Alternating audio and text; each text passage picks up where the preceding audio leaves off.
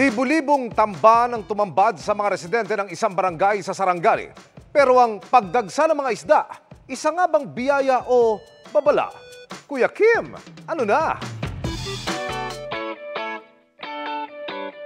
Ang resort na ito sa Barangay Tinoto sa Maasim, Sarangani, tahimik at payapa.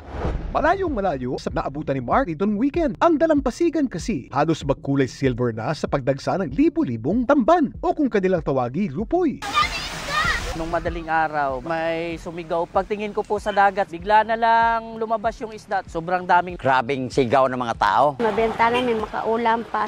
Ang mga residente kanya-kanyang diskarte sa paghakot na tinuturing nilang biyaya ng karagatan. Marami kaming guest noon. Napuntahan na sila doon, may mga ice cooler sila. Kung ano lang yung nabitbit namin, yung mga timba, yung maraming nahakot talaga, yung mga naliligo doon. Pero kung merong mga natuwa, may ilan naman ang tingin sa pagdagsa ng mga tamban, isang masamang pangitain.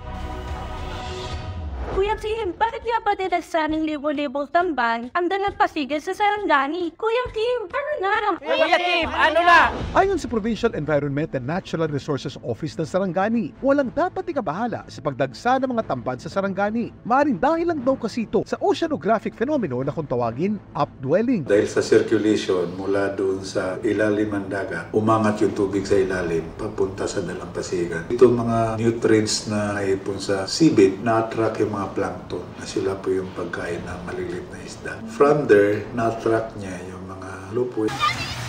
Normal lang din daw na maraming tamban sa probinsya, lalo't season ito ngayon. Ito hindi lang nangyayari sa Sarangani Bay. Nangyayari din sa Zamboanga Peninsula, Dipolog.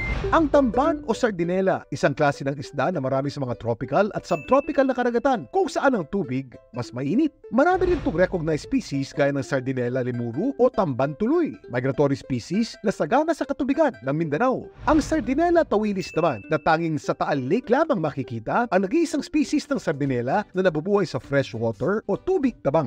Samantala, ano kaya ang ginawa ng mga residente sa mga nakolektan nilang tamban? Binigay lang ng biyanan ko kung sino yung gustong kumuhan, pinangulam talaga namin. Nakamamangha ang mga isda na hindi lang nahuhuli sa bibig. Minsan, sila na mismo dadagsa sa ating mga dalampasigan. Ito po si Kuya Kim at sagot ko kayo 24 oras.